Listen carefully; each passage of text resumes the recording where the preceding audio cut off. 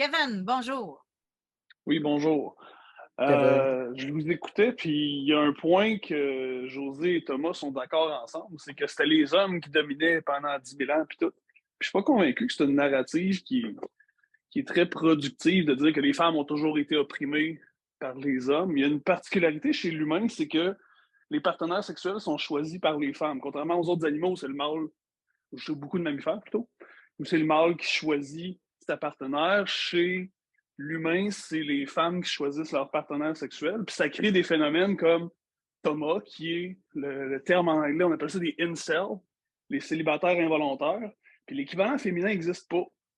C'est à peu près un 5 à 10 des hommes qui sont juste indésirables pour tous les types de femmes, qui sont comme mésadaptés au niveau des relations, puis Ça qui existe deviennent pas chez les frustrés, puis femmes, qui, Kevin? j'ai jamais vu d'équivalent de nulle part aux incels qui se regroupent ensemble puis tout. Quel pourcentage des femmes sont strictement incapables d'obtenir un partenaire sexuel? Ou, Ouais. comme dirait le doc, de se faire engrosser? Il n'y en a juste pas. Donc, officiellement, les hommes dominent depuis 10 000 ans. C'est pas vrai. Ça n'a jamais été le cas. Ça, c'est une narrative d'incel. Les hommes ont toujours travaillé main dans la main avec les femmes pour bâtir la société, sinon on ne ferait jamais rien. Les femmes et les enfants d'abord, ça a été inventé en 1972. À ce que je sache, c'était en vigueur dans le temps du Titanic. Ouais, votre point est intéressant, mais moi, je parlais au niveau des droits. Là. Tu sais, c'est pas normal que la femme ait un droit de vote là, pendant, tu sais, il y a pas longtemps. Là. Tu sais, c'est Les hommes, à ce niveau-là, avoir des postes dans des entreprises, avoir des postes de carte dans des entreprises alors qu'elles pouvaient avoir accès à l'école, avoir accès à un compte de banque. Tu sais, tout c'est ça a changé. Tout ça a changé avec la contraception et avec les avancées technologiques. Puis si t'étais pas d'ailleurs, les sociétés qui sont moins développées sont plus comme c'était autrefois. Donc la corrélation n'est pas avec une bataille, c'est avec une évolution de la technologie, puis en fait, de la société, tout simplement. C'est qu'on est capable de se permettre maintenant, pour survivre, de ne pas avoir à se confier à des rôles traditionnels. Qui, comme Thomas le souligne, fait baisser la natalité. Mais c'est une bonne chose parce que sinon on irait en surpeuplement. Fait qu'à un moment donné, il va falloir que ça se rééquilibre à quelque part d'une certaine façon, mais pas de la façon dont il le prône. C'est juste. Mais c'est ça, je reviens quand même à mon point. Euh, les hommes non plus n'avaient pas plus de droit à la conscription. C'est pas une invention de 1972 non plus. Là. C'est ah ouais, toi, va-t'en devenir un sac de viande à la Première Guerre mondiale pour défendre la guerre entre deux nobles. On était distés cachés. On était tous distés cachés. Fait que c'est ça. Mais sinon, tout a toujours été fait conjointement. D'ailleurs, t'as juste besoin de reculer à la Grèce antique. C'était les femmes qui allaient à l'université. Les femmes de nobles qui passaient beaucoup de temps à l'université, c'était une invention beaucoup pour ça. Puis l'organisation sociale a toujours été dominée par les femmes, d'où ce que Doc dit, la religion, qui était un lubrifiant social. Ça te permet de garder tout le monde en cohésion, puis que s'il arrive une menace, qu'on travaille ensemble. Hum. Fait que la narrative de l'opposition entre les hommes et les femmes, c'est parce que si on reprend l'argument que c'est les hommes qui dominent depuis 10 000 ans, ben, qu'est-ce qu'on fait avec ça? On dit, ben, Chris, ça va être autour des femmes pendant 10 000 ans. Non, c'est stérile. L'idée, c'est de toujours prôner vers ce qui est égalitaire. Puis ça a ouais. toujours été le cas à des degrés différents. Probablement une minorité, mais probablement une minorité qui a justement fait prospérer l'humanité. C'est la façon dont je le vois. Parce que sinon, c'est effectivement juste des instincts primitifs. Du bord des hommes que du bord des femmes. C'est juste de la frustration, puis de l'instinct de possession, puis de. Mais tu sais, dans notre longue civilisation, tu sais, moi, j'ai mes histoires de ma grand-mère, que le curé passait, le bedeau passait, puis comment ça, vous n'avez pas fait d'enfants cette année? Tu sais, je pense que ces femmes-là en ont sur le cœur un peu aussi, là. Tu sais, Oui, mais c'était du contrôle. elles étaient les premières à inciter un de leurs enfants à devenir une religieuse, un frère ou un prêtre. Généralement, le dernier fils de la famille. Tu ferais donc un bon petit curé, là. C'est le dernier qui y restait, là, fait qu'elle l'avait castré bien comme faut. C'est pas un phénomène nouveau, ça, la castration des petits gars. Les curés, c'est des bons castrés.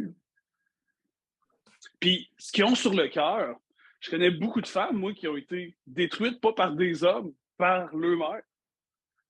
Puis des astis sauvages, là. Puis là, soudainement, j'ai un exemple en tête. Ta mère est décédée.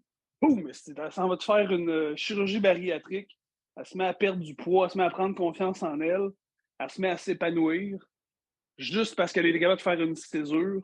T'sais, on dit souvent la mort, ça ne change rien. Mais si bol, dans son cas, je ne sais pas si la corrélation est bonne, mais elle s'est mise à fleurir en baptême. J'en connais une autre, à 17 ans, elle a crissé son camp de chez eux, elle est allée s'isoler à l'autre bout du Québec. Elle a grandi proche des centres, puis elle s'en va dans le fin fond du Nord. Puis là, rendu là, elle a pu faire une distance assez grande pour avoir la paix. Mais ça, il y a une partie innée à ça. Elle a fait ça. T'sais, oui, elle avait beau avoir été écrasée bien comme il faut, comme sa mère, il y avait une partie innée en dedans d'elle qui ne voulait pas crever. Comme la plante qui survit au gros froid, 90% des plantes ne survivent pas, puis le 10% qui réussit à sortir de là et qui transmet ses gènes à la suivante. Ouais. Fait que les femmes ont été majoritairement écrasées, pas par les hommes de la société, mais par leur mère, puis ils vont projeter sur eux ça. Mais ça, Kevin, ça me fait réfléchir, ce point de vue-là. Parce qu'effectivement, il y a beaucoup de femmes qui ont été écrasées, qui n'avaient pas de droit. Puis quand il y avait des jeunes filles, c'est ces propres mères-là qui écrasaient leurs propres filles. C'est un bon point.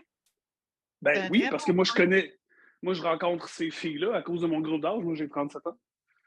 Fait que les femmes de mon groupe d'âge sont celles qui ont été écrasées par leur mère. Ou pas. Mais c'est quoi, Doc? Je ne l'ai pas eu, tu ne l'auras pas? C'est quoi? C'est de la... Ouais. Il y a de l'envie. Il y a de la jalousie. Il y a de la bêtise humaine. Il y a le rapport dominant-dominé. On vit dans une société matriarcale, principalement. Il ne faudrait pas l'oublier. Ben, tantôt, José, tu voulais l'équivalent de ça. La impose autant aux femmes qui l'entourent qu'aux hommes. Il ne faudrait pas oublier ça, là. La matriarche ne fait pas fleurir les femmes autour d'elle. Elle les écrase. Hein, je vais revenir au point de tantôt. Je vais revenir sur mon point. Finalement, oui, il y a un équivalent au incel chez les femmes. C'est la matriarche.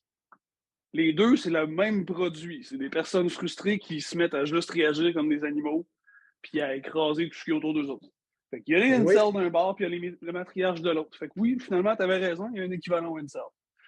Sauf qu'ils vont être capables de se trouver un partenaire sexuel. Chez les éléphants et chez les chevaux sauvages, vous avez exactement la structure que vous venez de décrire. Les mâles, un seul mâle pour 15-18 juments, un seul étalon pour 15-18 juments. Les autres mâles vivent en groupe entre eux. Puis à un moment donné, quand il y en a un qui devient assez fort, il s'en va essayer un étalon. Dans le groupe de juments, il y a une matriarche. Il y a une jument qui va décider où on va aller manger. Le même phénomène chez les éléphants. Il y a une matriarche dans le groupe de femelles éléphants avec les petits et le gros mâle éléphant ne se tient pas loin. Les jeunes sont repoussés par le gros mâle. Alors, il y a deux espèces où on retrouve exactement le modèle incel pour les mâles et matriarche. Où c'est clair.